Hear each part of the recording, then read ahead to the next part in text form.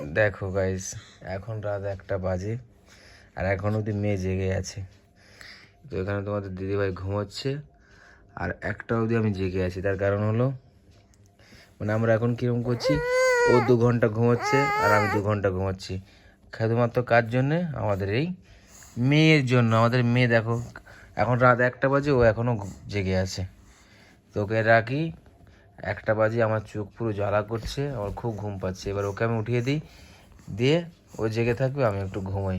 আমি 1 2 3 4টে অবধি আমি ঘুমাবো, জেগে থাকবে, তারপর বাকিটা আবার ও ঘুমাবে, আমি জেগে থাকবো।